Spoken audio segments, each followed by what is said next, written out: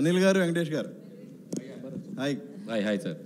Sir, ఏకంగా producer మీద IT raids వచ్చే స్థాయికి ఈ సినిమా కలెక్షన్ రావడం మీద మీ అభిప్రాయం ఏంటి? అయిందా?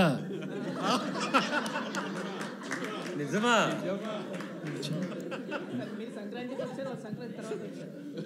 అన్నీ అవుతాయి, వాళ్ళు కూడా అన్నీ అవుతాయి, అన్ని బాగానే అవుతాయి.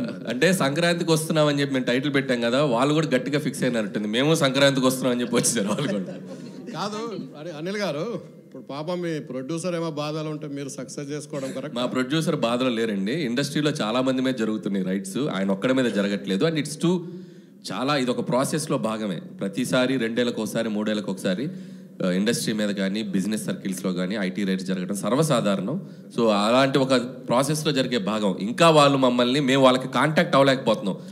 ఎవరో డ్రైవర్స్ నుంచి దొంగచాటుగా అక్కడక్కడ పట్టుకుని, సార్ మేము ఇలాంటివి చేస్తున్నాం అంటే రాజుగారు ఒకటే చెప్పారు, మేము వచ్చినా రాకపోయినా మీరు ప్రమోషన్స్ కానీ ఇంట్రాక్షన్స్ కానీ ఏవి ఆపొద్దు, ఈ సినిమా విజయాన్ని ప్రజల మధ్య మీరు పంచుకుంటూనే ఉండండి. వాళ్ళు క్లియర్ ఇన్స్ట్రక్షన్ మాకు ఉంది కాబట్టి హ్యాపీగా మేము మా పనిలో మేము సినిమా గురించి, ఇదేదో మా పర్సనల్ ఇది కాదు, సినిమా కోసం just we came here. Sukumar ఇంట్లో జరుగుతుంది, మీ ఇంటికి కూడా వస్తారా?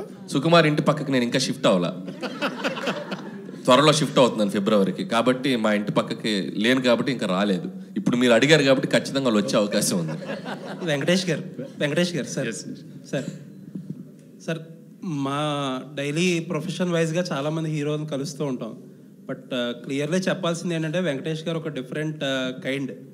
ఎలా అంటే మీ సినిమాల్లో మీ మీద సెల్ఫ్ సెటైర్ వేసినా సరే గ్రేషియస్గా తీసుకునే యాక్టర్ మీరు.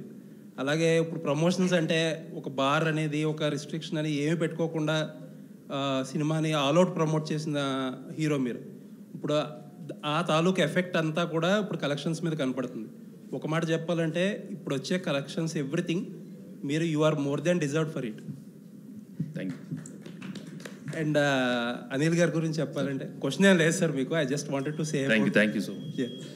అనిల్ గారు, తొందరలో మీ మీద కూడా రైట్స్ జరగాలని కోరుకుంటున్నాను. ఓరి నాయనో, నిన్న మీకు ఒక జోక్ చెప్పాలి. నాకు నిన్న ట్విట్టర్లో ఒక